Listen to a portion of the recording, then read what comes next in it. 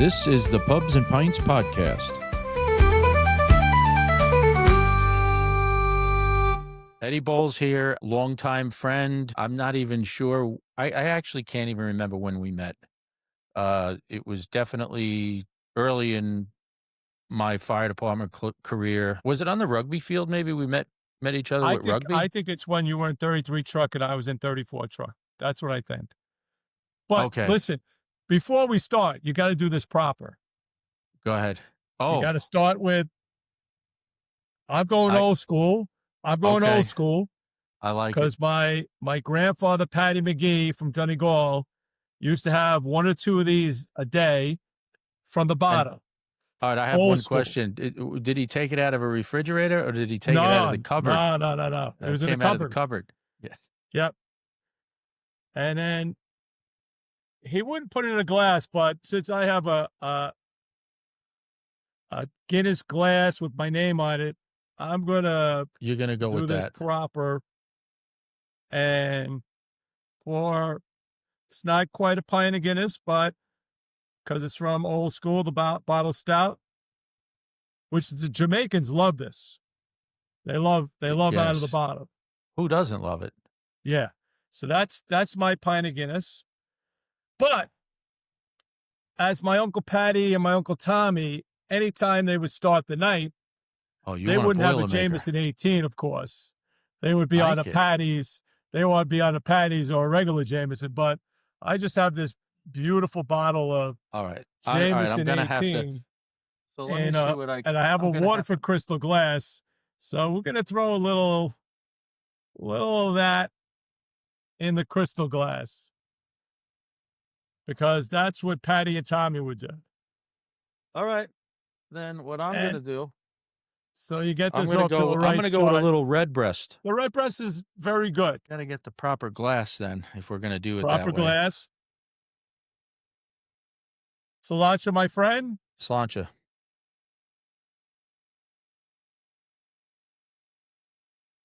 Oh, look at this first. That's a beautiful thing. All right. Now we can start. Let's start.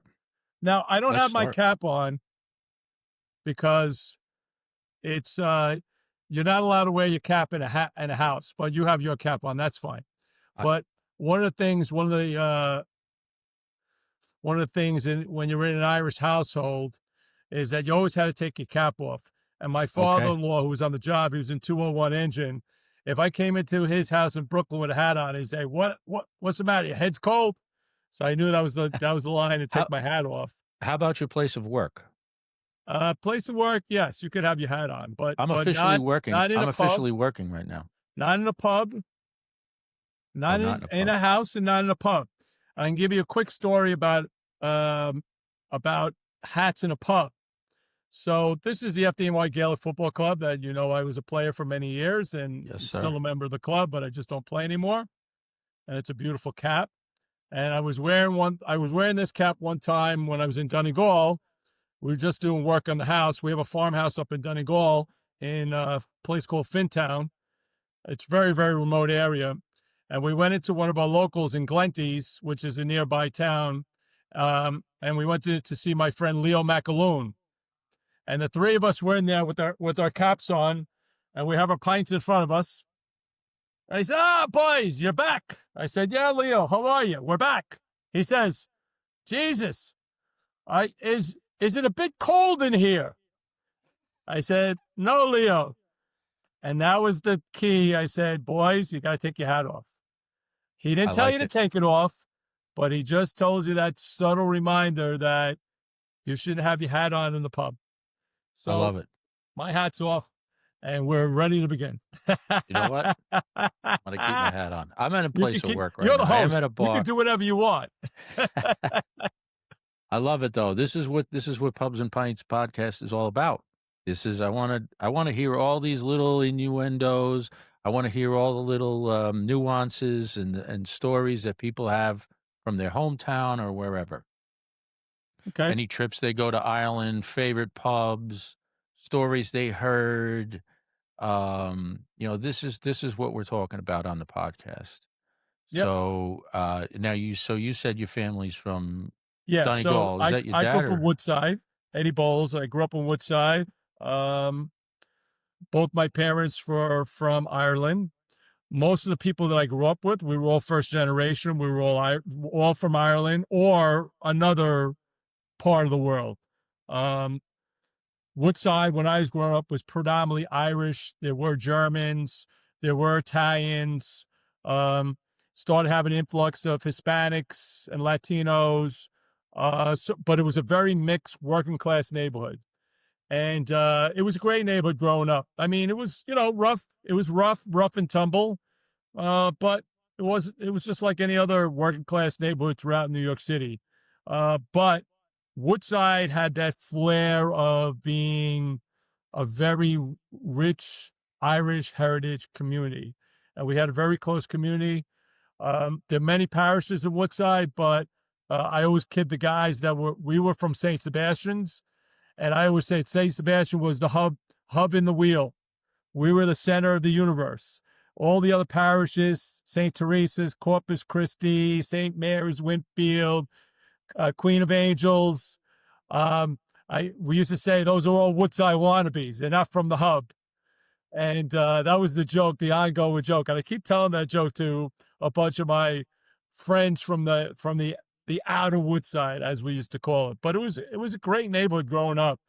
And my mother was from Donegal, and she came on the Queen Elizabeth II in 1950 when she was 17.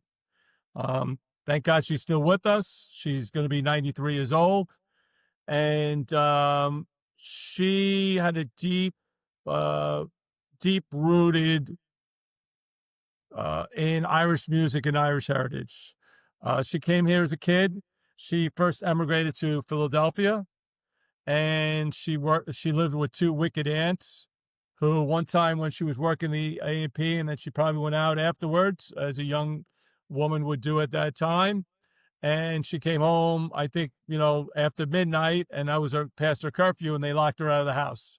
So she ended up staying at a friend's house, and she eventually left them, went to New York City, worked for Stouffer's, worked at the top of the Sixes, worked in various places, and worked hard as a waitress, and then eventually became a sous chef. But she worked real hard, and she raised five of us. And in before we bought a two-family house, which I'll get to in a second, I was 14. There was five of us in one bedroom. We had a two-bedroom apartment, and that's the way it was. You had bunk beds, a high rise, and you made it work. My father was from Sligo. He was a Gaelic football player, and he was the youngest of seven brothers, and he was the only one that went to college. But they wanted him. I guess he was the last of his brothers, so he was supposed to go to the seminary and become a priest. My father didn't want really any part of that. He eventually got kicked out and went to work. He had a brother in Belfast, went up to Belfast, and my father was very good reader, good writer, and he somehow got kicked out of Belfast. I guess they didn't like maybe his writing or what he was reading. They arrested him. He didn't have the proper work permit. That was it. They didn't have the proper work permit, and then they looked through his bags and saw what he was reading. And my uncle Eddie Boles bailed him out, and they said, "You got to leave." So he left.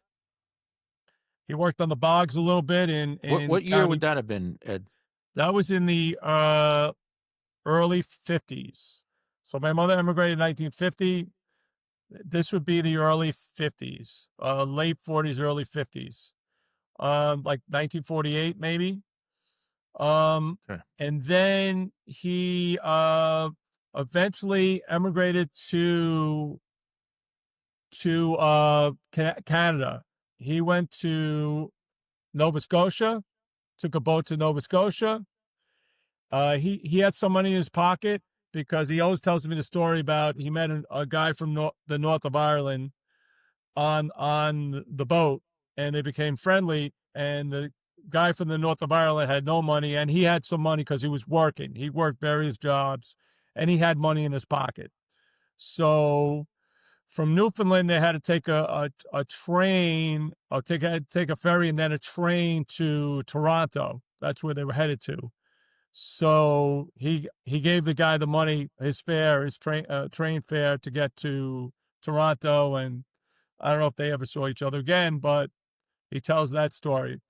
And he gets to Toronto, and he hooks up with the local Gaelic football club in Toronto, and he needs a job. So he got a job as a trolley driver. Like my father never drove anything, never drove a car, never drove. The only thing he drove is maybe a donkey or a horse. That was it. So he's on this trolley. Anyway, they said, "Oh, don't worry about it. You'll be able to drive the trolley." He's on this trolley in Toronto going down the hill. He tells me the story. And he didn't know where the brake was. Meanwhile, it's a trolley. You don't need a brake. He didn't know. Boy. So anyway, he played Gaelic for Toronto, and back then there was a Midwestern championship, and the Midwestern championship was in Detroit, and they were playing team from Cleveland, Chicago, Pittsburgh. I'm not sure what other team. Not sure what other. Maybe obviously Detroit, because it was in Detroit, and played, and they won. Toronto won the championship. They won the Midwest championship, and we still have the medal to this day. My sister Mary wears his medal around her neck. Oh, nice. And then the second year, same thing, Midwest championship, and Toronto won again, and I have the second medal. And this was 56 and 57. And the guys in Chicago said, "Hey, why don't you come down to Chicago? We'll get you a job and you can play for Chicago." And my father was thinking, "All right, that sounds like a good deal. Maybe I'll go down to Chicago, make a little more money." And then my uncle Jimmy had his brother, Jimmy Boles, had a pub in Ridgewood, Queens called The Bank. And he invited my dad to New York City. And he went to see my uncle, and my uncle said, "Hey, listen, you come here, you can work for me, you can play for Sligo in New York, and don't go to Chicago. I need you here with me." My dad was going back and forth. He ended up staying in New York City. He ended up working for my uncle. And then about 1959, he had enough money, and he probably got money from my uncle, Jimmy, who is a wonderful, wonderful man. Jimmy Boles, really well known in the Irish community. Very involved with the Sligo football team, very involved with the Sligo Association, was honored by everybody, gave many, many people jobs, the whatnot. But my father opened his own bar in Woodside called the Castle Inn. And the Castle Inn was a great pub in Woodside in the late 50s, early 60s, where they had musicians. They would have many people would go there. They would pregame there, as we call it now, pregame, but they would go there before the dances, and they would go there after the dances. And then he'd have music there. And he had this very famous Sligo that he was very friendly with Sligo fiddle player called Paddy Caloran. Paddy was well known, one of the Sligo Four Masters, good friend of my dad's. He would play there. Mike Flynn would play there. Some really famous musicians would play there. So, and that was the start of the Boles, Boles of Woodside. Chris Boles being in the pub business. Yeah, okay. Now, at that time, would you say there was even more Irish in like the 50s, 60s time frame than going into the 70s, 80s? Yeah. It was very Irish. From what I understood, and you can correct me if I'm wrong, but if you look at the timeline of New York City with like, you remember the movie the Gangs of New York, that would have been in the 1800s. And then the Irish in those neighborhoods ended up moving up to like Hell's Kitchen, and that was a big Irish community up in Hell's Kitchen. A lot of the people, when they were leaving New York City, they went out to the suburbs, and Woodside was a suburb back then. and Correct. that's where a lot of Irish started settling in that Woodside area. That was what I was told. I don't know if that's Yeah, but they weren't first generation. So we had second and third generation which would be those from Hell's Kitchen or those from the West Village. The West Village was real Irish, and right. then those from the Lower East Side. When they moved up a little bit, they moved to the burbs, which was Woodside. Woodside was farmland up into the 1950s. Right. 40s, 30s, 40s. In the 50s, it started changing. But Woodside in the 50s, 60s, and then continued to the 70s and 80s was very, very Irish.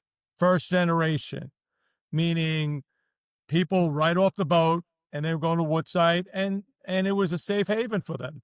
They were people that they either neighbors of theirs or friends of theirs that say, "Hey, come live in Woodside." And like for example, one of a good friend of our family, when I went to college, he took over my room. I was gone, so there was a room for him, and he took my room.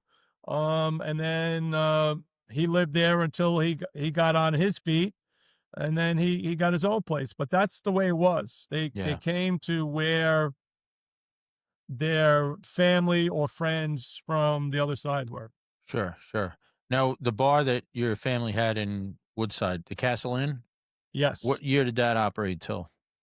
To 1965, 66, 66, Okay. And what year were you born? So you wouldn't remember the bar. 63. Yeah, you wouldn't I remember was the born in pub then. 63, and we lived Okay. right around the corner. Okay. Yeah, we lived right around the corner. Did it become We lived another in an old place? wall Was it tenement. another did it stay a bar? Like, did it change names? Yeah, so there was a fire, and and then um, and then it was my father redid it, and then he sold it, and it was a bar for a while, but it's not a bar anymore. But it Okay. was a bar for a while, and then my father, when he sold it, then he bought the Goalpost on 91st and Third Avenue in Manhattan Oh, okay. when the Ruperts were being built. Wow. So when the Ruperts were being built, uh, it was my father had a very good business there. It wasn't really that much of an Irish bar because that was Yorkville. So Yorkville then would be, again, second, third generation Irish. Right. It wasn't like Woodside where it was, those that emigrated from Ireland and first generation like myself.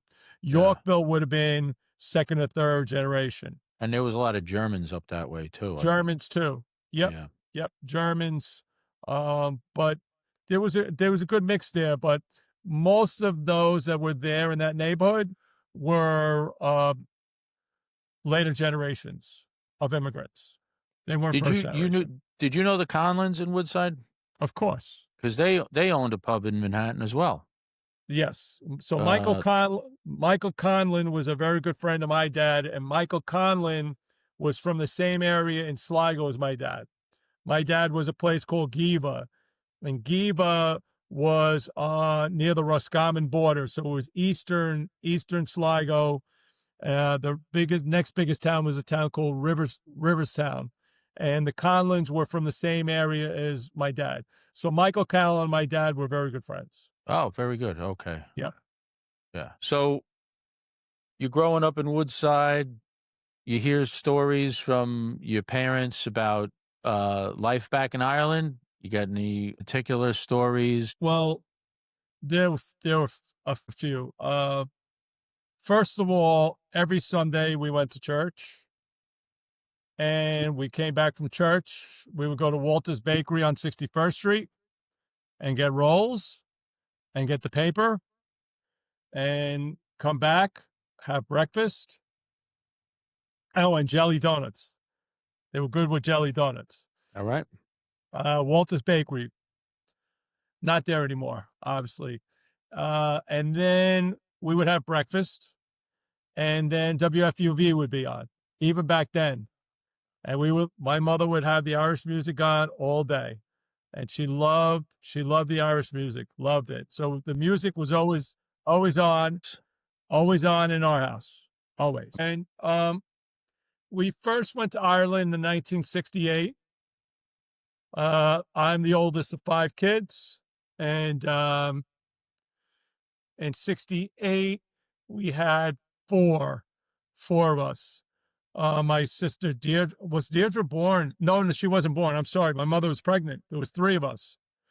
So my mother took the 3 of us, my sister Mary Siobhan and myself, to Ireland. We flew into Shannon. Never forget this to the day I die. My uncle Hugh McGee came with a Volkswagen. Now just imagine this. There's 3 of us, all the stuff in a Volkswagen. He packed the boot with the Volkswagen, packed us in there, took us up to Donegal. And we spent the summer there in 1968, the whole summer. And in 68, my grandparents and my Uncle Patty lived in the old house. And they just built a brand new house in front of the old house, because I think back then they got some sort of grant money for building a house. And they had the old thatch cottage, but they built the house in 68, and we stayed in the house. And I don't think it was barely furnished, but I don't know. They made it work. And I remember, even though we stayed in the house, everything took place in the thatch cottage. Everything. All the neighbors were over, the tea, eating, music, everything was in the thatch cottage. And it was a 3-room thatch cottage. It was a big room and then 2 rooms, which were bedrooms. So great memories for when you were a kid. Excuse me? Great memories from when you were a child. Unbelievable. Going home. And then in 1972, we returned, and this time we had 5 kids. My mother had 5. My Uncle Hugh still had the Volkswagen Bug. Now we have 5 kids, and we're a little bigger. So again, we're stuffed in there. That's a bit of a hike from Shannon up to Donegal, too. Up to Donegal from Shannon. Yeah, it's a hike. Actually, I think did we fly into Dublin that time? I don't really remember if I was still a kid. I was 9. So yeah. I was 72, was 9. So anyway, I know we were packed in there. So we went up to Donegal, and I absolutely loved it. Again, my mother's brother, Huey, was the oldest. He worked for the Department of Agriculture, and he did not live in the home house. He had his own place. So, and he wasn't married. He had his own home place. My Uncle Patty, worked on the farm with my grandfather, Patty McGee, and my grandmother, Sarah. And Sarah was absolutely lovely. My grandmother, she was salt of the earth, great woman. Made incredible soda bread, as my mother made great soda bread. She took very good care of us. And every day we were out in the fields. We were working the hay. The whole summer we were working the hay, doing the turf, especially me. I was the oldest, and I was only 9. And I followed my Uncle Patty. Followed him, whatever he did, go up into the mountains after the sheep, go get the cattle, go get water, whatever needed to be done. I was with Uncle Patty, and I really enjoyed it. And my mother said, "You know what? Next year we're going to send you over there by yourself." So at 10 years old, think about this, right? Modern age. At 10 years old, I had a backpack on my back. I went to Aer Lingus, flew Aer Lingus by myself into Dublin to spend an entire summer in Donegal, in Ireland. That's great. Working the farm. That's great. And from that point on, from 72, and then following year 73, and then subsequent summers after that, they took the kid from Woodside off the street and sent me to work the farm. And that's where I developed my love of the farm, the culture, and everything about Ireland. Yeah. It's part of my DNA. Right. It's like, for example, I played for the Gaelic football team the fire department Gaelic football team for many, many years until I Yeah. was in my 40s. Yeah. And they used to say to us, "Where'd you learn how to play Gaelic?" And they didn't understand like Americans playing Gaelic football. And I said, "Well, all of our fathers were from Ireland. Yeah. You know, Sean Fitzpatrick, Jerry O'Riordan, Mikey Riley, all of our fathers. Yeah. All of our fathers were from Ireland. Tommy Yeah. McHugh, right? Where'd you Yep. learn?" Well, our fathers didn't play baseball. They didn't play basketball. They played Gaelic. So Yeah. our first game growing up was Gaelic football. We used to go up to Gaelic Park in the Bronx and watch our fathers play. And then after our fathers stopped playing, we still went up there because it was a place where there was not only social interactions, but there was business transactions being made, Yeah. people getting jobs, whatever. It was Yeah. going on in Gaelic Park. So it Yeah. was a real nucleus of the Irish community for the entire city, because you Yeah. had people from Woodside, you had people from Brooklyn, you had people from the Bronx, all and Manhattan, all congregating to Gaelic Park. So we played Gaelic when I was young. When I was playing rugby with the fire department, and then I think me and you were both playing wing forward, and I remember you said to me, "Are you strong side or weak side?" Do you remember this conversation? Yeah. And I was like, "Ah, well, so you had me on the strong side." And he says, "All right, you know what? We're going to put you on the weak side." But after that game, it was always the rugby game, right? And then the Gaelic football game would play after at Gaelic Park, right? Yeah. And I remember watching you play Gaelic after we just played rugby. And I'm like, man, I wish I could have played that game.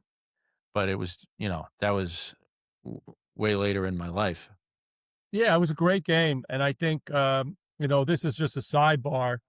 Um, so when I was growing up, I'm a little older than you.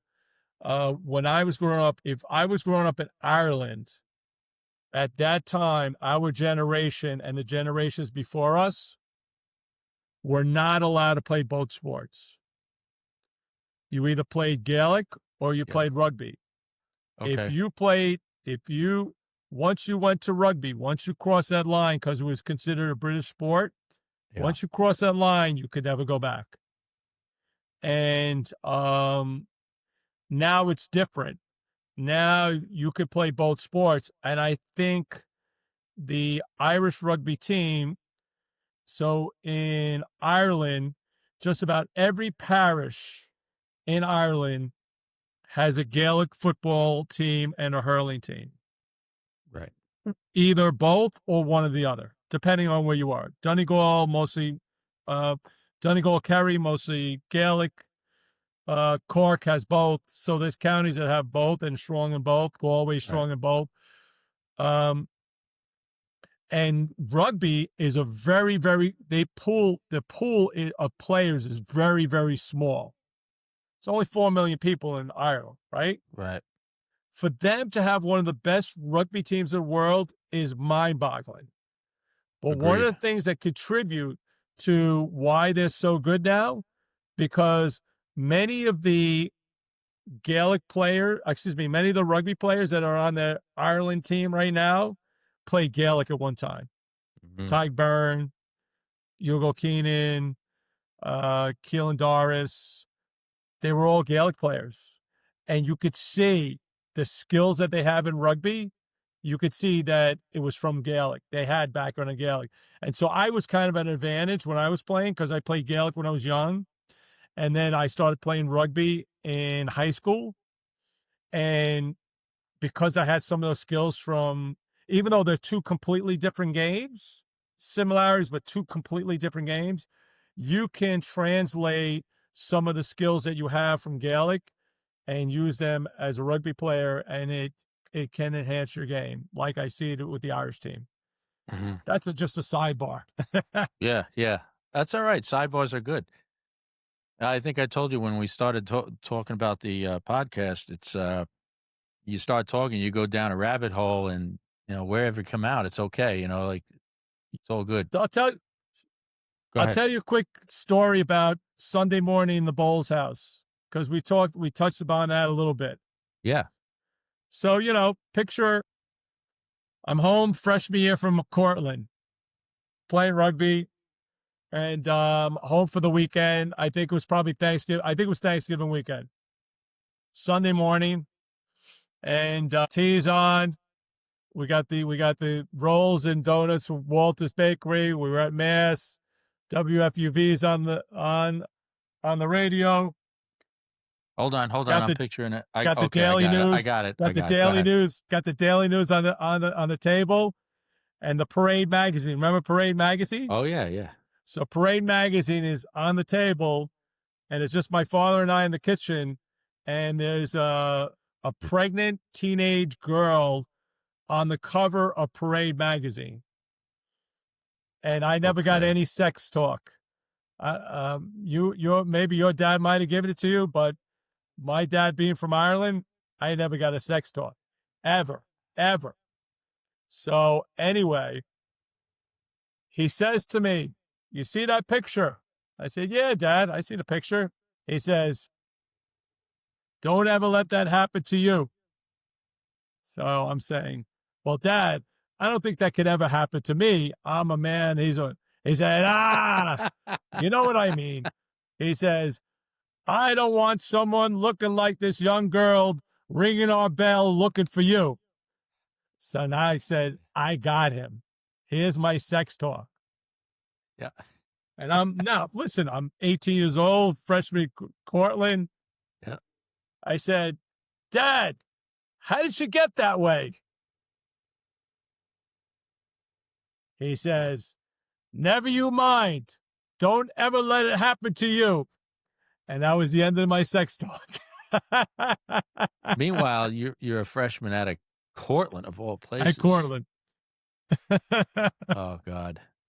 You know, freshman all right. at Cortland. Speaking of Cortland, so obviously I'm a little bit younger than you, so you and I didn't cross paths in Cortland, because for everybody out there, Eddie and I went to college at the same school, SUNY Cortland. Or Swords.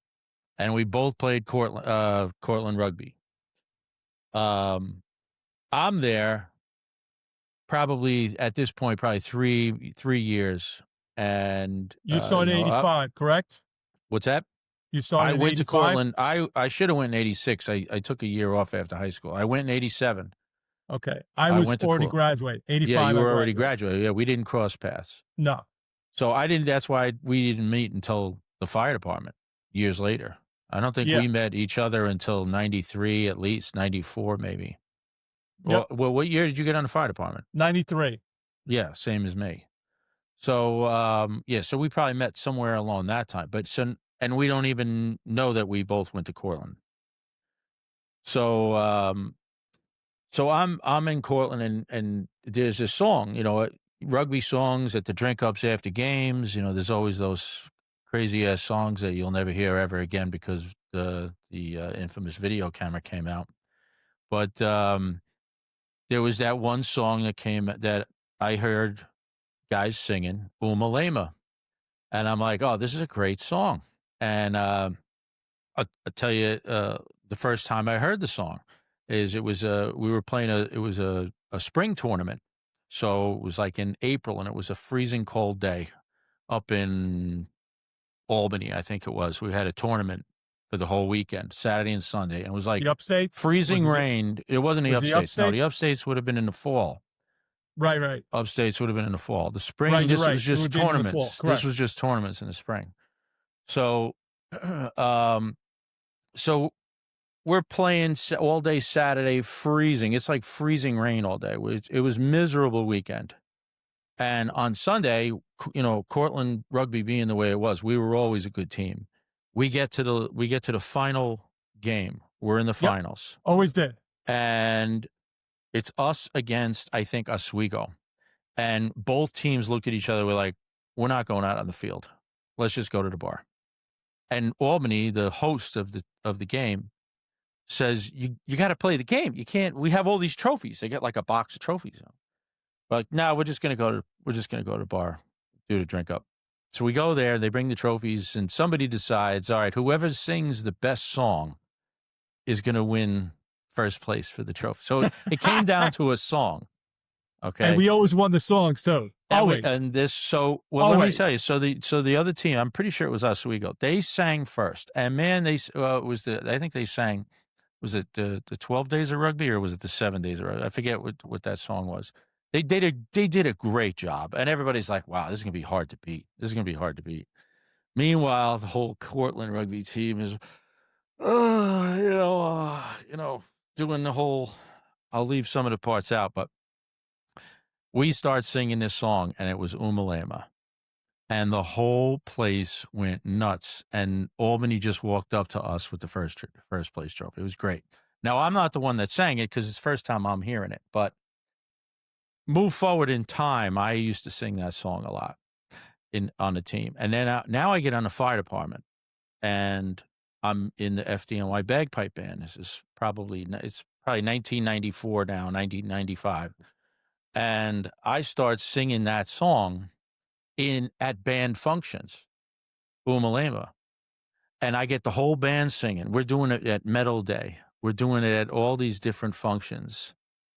And we even threw in an extra verse. There was Liam Flaherty, his dad's from Galway, Irish speaking. And I know that we mashed this up somehow, but his dad once told us that in Irish, Skila Makapokaja, and I'm probably saying that wrong, but Skila Makapokaja means let the male goat loose.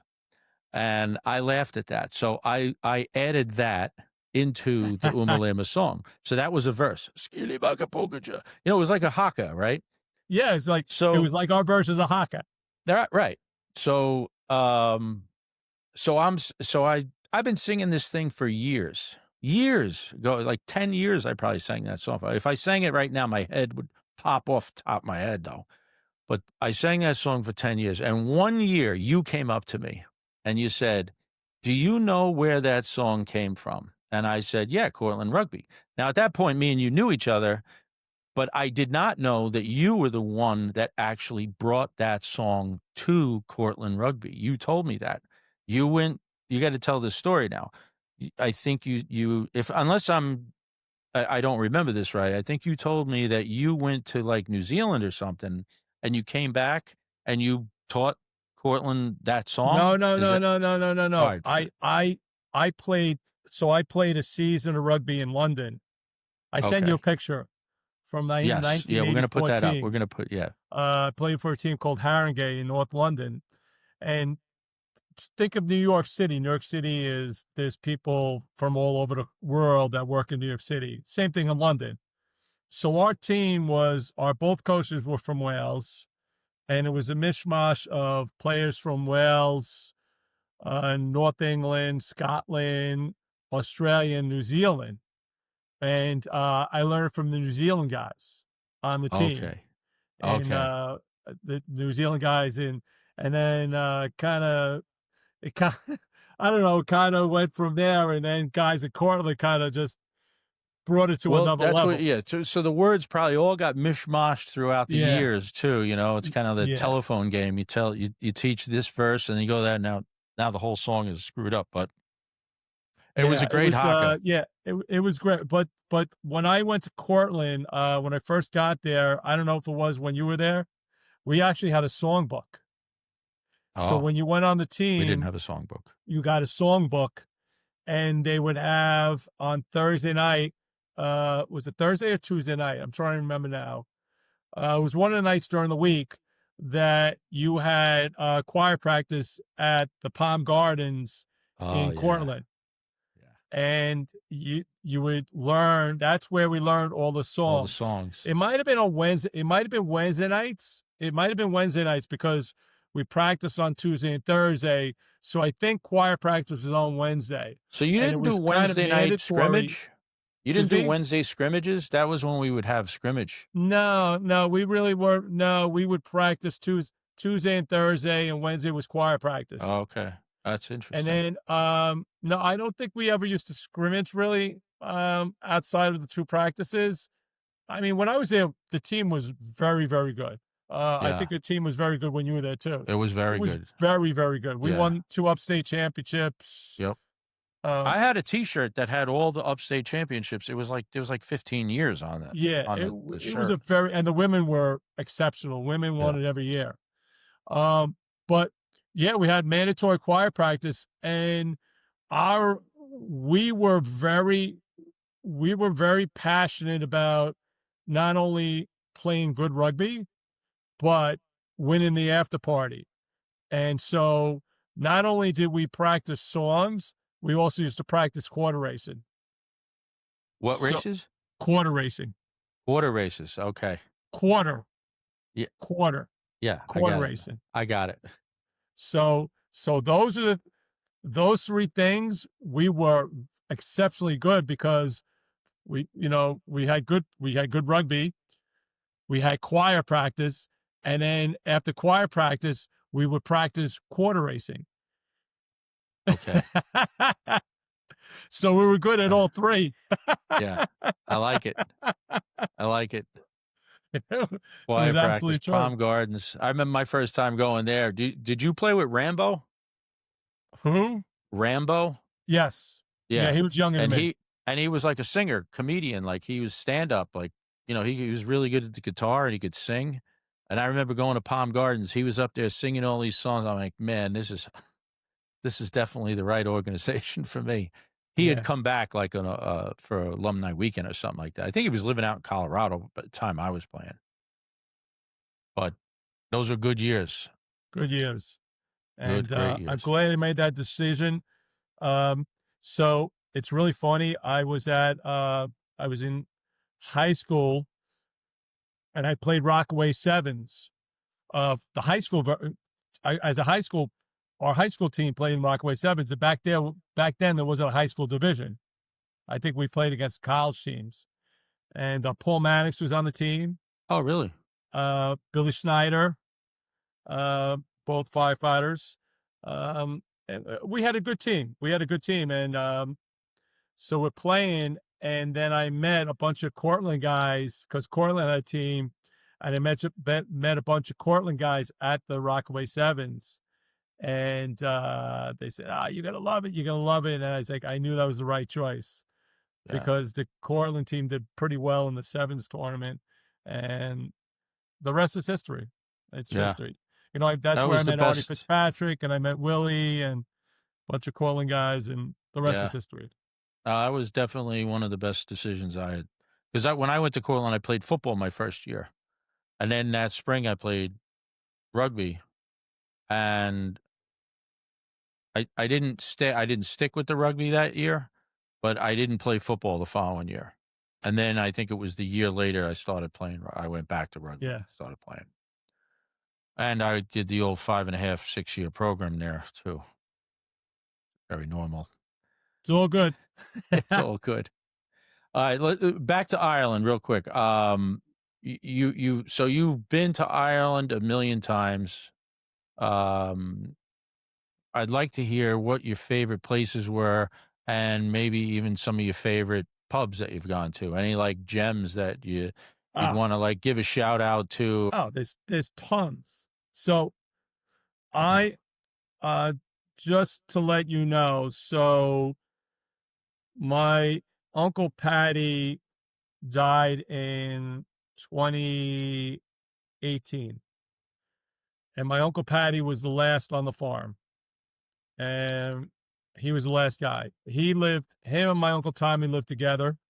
The two cowboys. They were two cowboys in Glenlyon in Donegal, and they were great. Oh my God, these guys are great. I would visit them. As I said earlier, every session they went to, they started with a short, which is their version of shot. They call it a short. Yep. They'd have a whiskey, and they would have a pint. Yep. And then on every 2 weeks, they would go to Dunlow, and they would a van would pick them up because they're in the middle of nowhere. They have no car, nothing. And the van would pick them up. They would go to the post office in Dunlow, pick up their check, the dole. Then from the dole, they go to supermarket. At the supermarket, they get what they needed. They go to the butcher, but at the supermarket, they would make sure they get their Jameson, and they would call it their babies. They got the baby. They get the babies, and then they go to a place in Donegal, and they would have up there 2 pints, and they're short, and they would go back home. So Tommy died. Tommy died 4 years before Patty, and then Patty was there by himself. But he had plenty of friends, and they come over, and they both bachelors. Nobody got married. They were just bachelors. And then Patty died in 2018. And so now the farm, what's going to happen to the farm? So I'm the oldest grandchild. However, I'm not a McGee. So I had a very close relationship, but I'm not a McGee. So the farm was left to my cousin, Pat McGee, who's originally from Philadelphia and lives in Virginia. And I was good with that. And my Uncle Patty left me his assets. Do you know what his assets were? 2 mules and a... Close. Okay. His sheep and a little money. So he left Pat the farm and the house, and he left myself and 2 of my other cousins. I don't know if you ever met Loretta, Katrina. You might have met Loretta. She's been out here many times. And Katrina. Okay.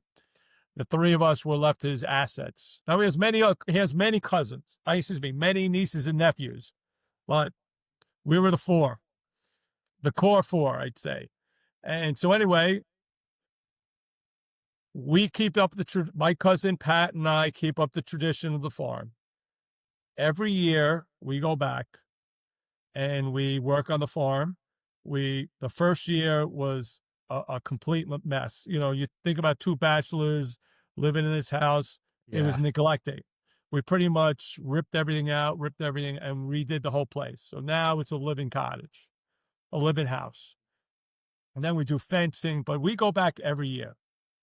And so from that, and then through the years, the Gaelic football team, I go back and forth with the fire department Gaelic football team, and I go back and forth on other occasions.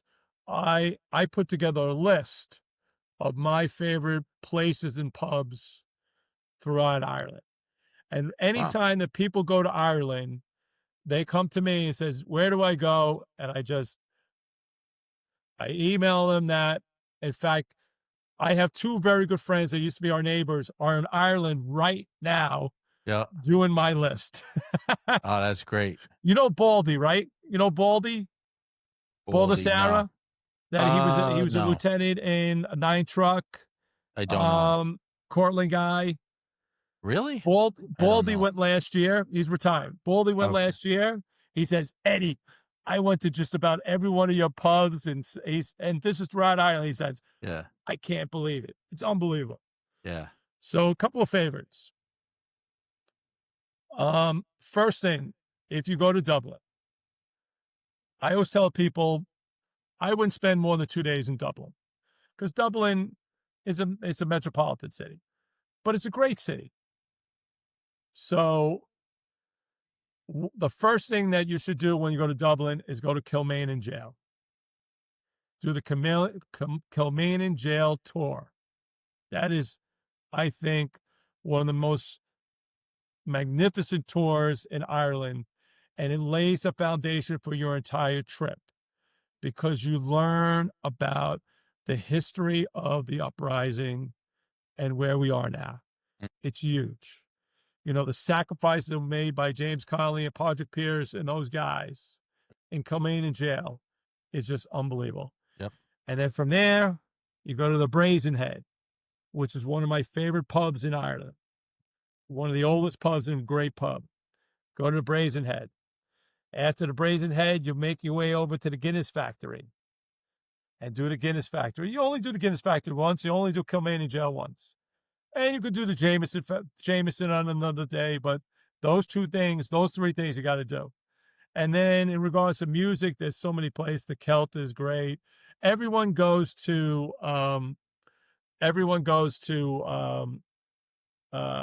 what's the popular tourist trap in Dublin? I can't think of it right now. In the city? Huh? In the city? Yeah. Where Gogarty's is Oh, there. Temple Bar. Temple Bar. Temple Bar. Everyone goes to Temple Bar. Yeah. Gogarty's is a great place. Again, you go there for a couple, a pint or two, go a couple places and get out. Yeah. Because there's so many great places. O'Donoghue's, the Celt, great places. The Fiddler's Corner, great places for the Cobblestone. These are places that, O'Donoghue's become very touristy. Celt is kind of touristy, but it's not as touristy as Temple Bar. So that's Dublin. Belfast, great city, plenty of great pubs, and Fibber McGee's, the Duke of York. Duke of York is where Jerry Adams actually used to bartend, in the Duke of York. You go to the Falls Road, go to the Rock, go to Phelan's, I haven't been to Belfast since 1997. Great Tara city. and I, my wife Tara. Tara and I were there in 1997. We come out of a bar. First of all, this is actually interesting. The bar itself at that time was segregated. There was a Catholic section and a Protestant section. You could intermingle in the bar. In the bar. So you went to Fibber McGee's is the Catholic part behind. Hold on. This is part of the story. It was one of the oldest pubs in Belfast. I don't know what the name of it is. I'd have to look it up. I'd have to see if we could, figure out. This is 1997, August of 1997. That pub, we walked outside at the end of the night, and there was a tank driving down the road, a military tank. And I was like, oh, that was cool. My wife was like, what the heck is that? But we were on a trip with the fire department bagpipe band. So it was buses. It was a bus trip. So now we get on a bus and then we head to Galway. That was our next stop, was Galway. And we're in Galway, I think, like 2 days. And in the news, now that bar we were in, that bar in Belfast, was like 400 years old. It was like something crazy. I don't know how many years. It was very, very, one of the oldest pubs. 2 days later, we're in Galway, and that pub is in the news because it was burned down. I actually feel like it. I remember hearing the word bomb, but this is 30 years ago, over 30 years ago, or roughly 30 years ago. But the place was burned down. All those years of history, that bar was open. I remember saying, this bar has been open for hundreds of years, and I'm in it 2 days before the thing burns down. Wow. It was crazy. Yeah, crazy. I'm thinking of a different place, but there's a different place across from the Europa Hotel. So in 2005, the Gaelic football team went over, and the first time we played Northern Ireland, the Northern Ireland Fire Brigade, was 2005, and we played them in Casement Park in in Belfast. And we stayed in the Europa Hotel, and the Europa Hotel at that time was nicknamed the most bombed hotel. It was bombed. That hotel has been bombed more than any hotel in Europe. And across from the Europa was this pub, and I can't remember the name of the pub off the top of my head, but the front of the pub, which was an old pub, beautiful pub, was where the Protestants drank. And behind that pub was a place called Fibber McGee's, and that's where the Catholics drank. And this was 2005, and things were better then because of the 98 peace accords. Yeah. And things are better now. Well, like we were there for the Police Fire World Games in 2013, and there's some tense times. It was in summertime, right before the marching season, where the Protestants marched through Catholic neighborhoods celebrating being the orange thing. And it was very tense, but we were okay. But now the last times I've been to it, much, much better. Jesus, all this talking, you get a little thirsty. Yeah, of course. we're going up to Derry. There's 10 of us, and we go over every October to a different town in Ireland. We've been doing this play for 10 golf years. or what do you do? Oh God, that's the biggest joke. Everybody asks us the same question. Oh, you're there for the golf? No, we're there. It's a 3-day pub crawl. We do it every October. 3-day pub crawl. We usually do. I'll send you my list. Yeah, absolutely. I'll show you So where my are you list. going this time? You're going to Donegal? We're going to Derry. Okay, so here's our trip. We have our trip is dialed in. Okay, it's dialed in. We leave on a Wednesday from New York. We're in Ireland Thursday, Friday, Saturday. We come home Sunday. So we're there for 3 nights. We try to hit one town for 2 nights, and then we go to another town. And and we always go to towns we've never been to, unless it's a really good. Like I kind of do the same thing with my cousin. Yeah, we go to Donegal for a week, work on the farm, and then we go somewhere else. We go somewhere else, different place all the time. It's great. It's great. So we've been up to Donegal before. We've been to Letterkenny. We did that whole area up there. But this trip, we're going to Derry. Okay, and Thursday we get there. We're going to do Derry all day. Friday is the day that we do our road trip. So we have we hire a bus, like a van, a 12-seat van, and we have a driver. We learned. You have a guy that's already? the best way to go. Huh? Do you have a guy? I got a guy. He's the same guy we use every year. I got a guy. I use the same guy every year. This guy, Des. Des is great. Actually, I want to put Des on the podcast. He's great. We love Des. He's not a tour guide. We told him we don't want a tour guide. Right. We're not here for that. Right. We're going to go to this pub, this town. So we're staying in Derry Thursday. Derry's going to be home base the whole time. But Friday, our day trip is we're going to go back up into Donegal and then go all the way up to where the northernmost pub in Ireland is. You're going to go to Farron's, I think it's called. Mallinhead, up that way. Yep. Mallinhead. Yep. That's where we're going. That's like the goal is to get up there, and then we'll hit pubs coming back to Derry. So then be Friday, and then Saturday we're supposed to go to Belfast, but I think we're going to do that next year instead. Because I want to go. There's another area in Donegal I haven't been to. Is up where the singing pub is. Have you been there? The singing pub. You want to go to Leo's? I know you keep mentioning Leo's, but there's a Leo's. So there's 2 Leo's. Yeah. It's so funny because you know Tommy Lamaccia, right? Yeah. So Tommy Lamaccia was in Ireland, and he says, "I'm in your place, Leo's." Oh, he's in the one that I've been to. And I said, and then he told him about the music. I said, "That's my Leo's." So he was in Leo's Geevagh. Geevagh. Yes, Geevagh. That's the one that's owned by Enya, the family of Enya. Yes. Yeah. Yes. So is that where you're going, to Geevagh? No, we've already been there. But if you go north of Geevagh, actually it would be north. I think it's more northeast. You know where Falcarra is? It's a little further east of Falcarra and north. The singing. Oh, it's in. It's called Downings. I think you're going to the Harbor Bar. You're going to the Harbor Bar. We're going to go to the Harbor Bar. We are going to the Harbor Bar. In Downings. Great place. Yes. And the singing pub. Those are the 2 spots in that. Great place. Yeah. I was just there in January. I played golf at Rossapana. Yeah. And then we went to the harbor. We went to the Harbor Bar after. And then we went to eat in Downings Hotel.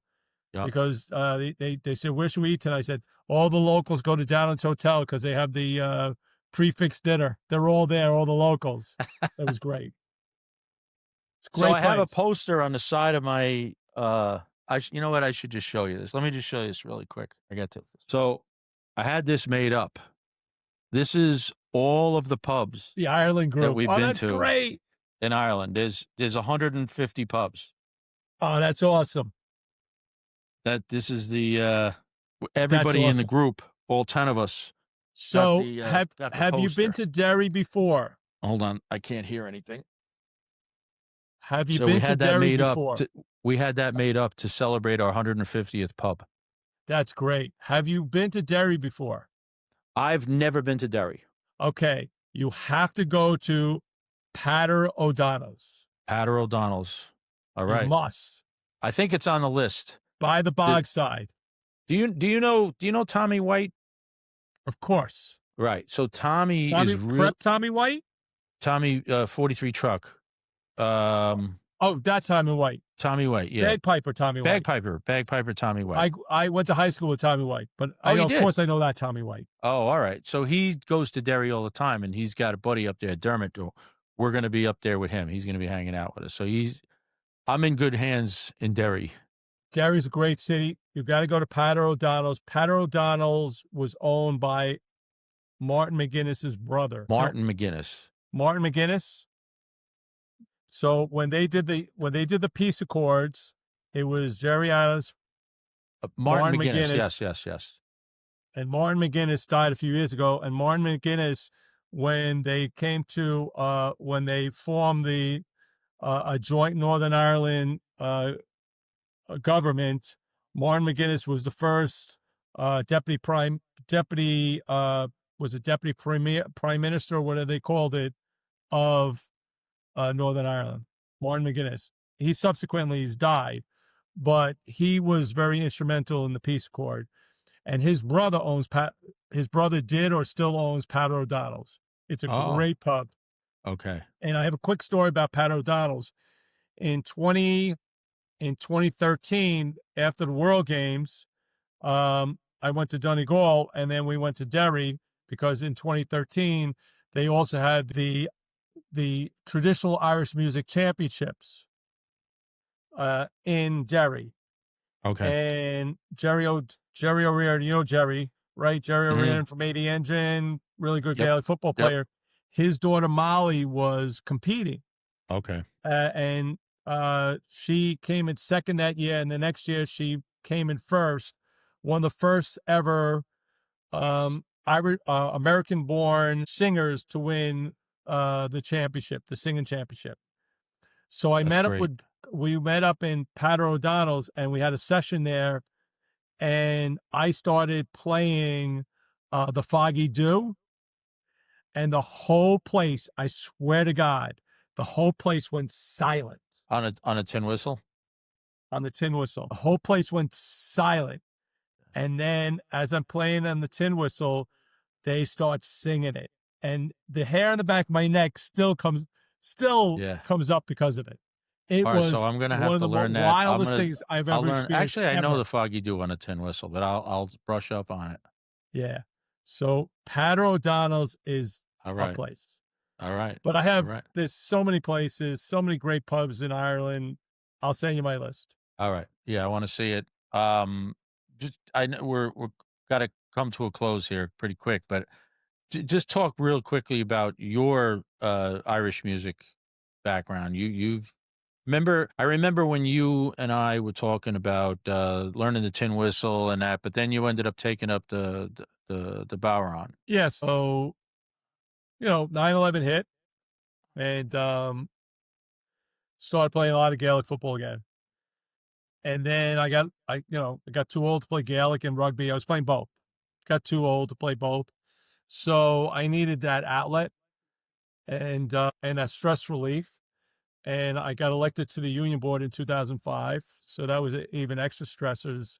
But I started playing the bodhrán in the Irish Arts Center. And Siobhan Egan was my teacher. And Siobhan Egan at one time was with Cherish the Ladies, from a really incredible Irish musical family from Clare. Dad was a really good accordion player. I think they were all from Clare, those girls. And then I started playing the bodhrán. I was playing the bodhrán, and then after the bodhrán, they had tin whistle lessons in the Irish Arts Center, and I started playing the tin whistle. And my teacher was Bill Ox, and Bill Ox was really renowned in New York City. He eventually died, but I was with him for a few years. And then I just started playing in sessions, and I started playing with people, and that was my stress relief. In fact, on October 7th, there was a book written on a guy named Tommy Potts. And Tommy Potts was a Dublin firefighter. And in 1936, the Pierce Fire was a very famous, tragic fire in Dublin where 2 firefighters were killed. And Tommy Potts was a young firefighter. He was like a probie, young firefighter.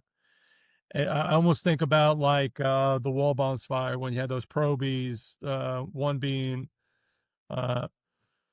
one of them dying on the roof. You know, at that time, probation was only 6 months, but he would have been a probie. Billy O'Connor. So Billy, and I know Louise O'Connor, you know Louise, and Billy had just more than 6 months. But anyway, Tommy Potts was in this fire, and Tommy Potts lost 2 of his fellow firefighters, and it never left him. He was haunted by that for the rest of his life. On top of that, there was this inquiry where they went after them saying, firefighters, you didn't do enough to save lives and save property. And it was horrible. But Tommy Potts was a very, very famous fiddle player. And his fiddle music, that was his stress relief. And his fiddle music and his writing of music was always based on the tragedy he went through his life. And on October 7th in the Irish Arts Center, full circle, there's a documentary and a new book written on Tommy Potts by his grandnephew Sean Potts, who was the son of the famous Sean Potts from the Chieftains. Sean Potts of the Chieftains. So I'm on the panel to speak that night, but I'm bringing this up because what started as shits and giggles, playing the baron and the whistle, just total shits and giggles, started playing the sessions, ended up playing with some people. They had a band. We started a band, Celtic Blend, and I kind of still play with Celtic Blend. We still play once in a while, and it went from just being shits and giggles and a stress relief of not playing Gaelic and New York City Fire Department and being on the union board to having a little fun playing Irish music. Wow. And do you know, have you met in those circles? Have you ever met Dawn Doherty? You know, Dawn Doherty, she's a tin whistle player. She sounds familiar. She has the music school in Woodlawn. I don't know her. I know of her. Okay. But I mean, I've played with, and through it's just compared to these people, I'm just nothing. Yeah. But, someone like Denny McCarthy, who I think is one of the best fiddle players. Absolutely. Matt Mancuso. I've played with Kevin from Lunasa. I've played with people like from really, really incredible bands. Yeah. Yeah. And I'm like, this baron whistle player that just try to get along. You gotta do yourself a favor and look up Dawn Doherty. She has the music school in Woodlawn. She mostly teaches kids, but she does teach adults as well. She's unbelievable tin whistle player. She's my cousin. Oh, okay. Dawn. But yeah, definitely look her up. She's unbelievable. A shout out, Tommy Potts. The story about Tommy Potts. It's October 7th, Tuesday night, 7:00. They're going to show the documentary, and then there's going to be a panel discussion, and then there's going to be a session afterwards, and it should be and where is it unbelievable night. Irish Arts Center on the west side, 51st Street. They just redid it. It's beautiful facility. It's beautiful. All right. Well, we'll look into that. I'm going to look into that. Oh, well, I'm going to be in Ireland. Oh, you're going to be in Ireland? Yeah. Yeah. You going to Ireland the 7th or 8th? I'm leaving on the 8th. When is it? On the 6th? 7th. Oh, it's on the 7th. It'll be a tough one to sell. Be a tough one to sell to Mama. It's a good lead-in. Mama, I'm leaving a day early. Listen, do you know the Eddie Boles philosophy? Bring Mama? No, you gotta make deposits. You just can't take I know. withdrawals all the time. I know. You gotta make some I'm good. deposits, Believe me. and then when you cash it in, by doing your trip.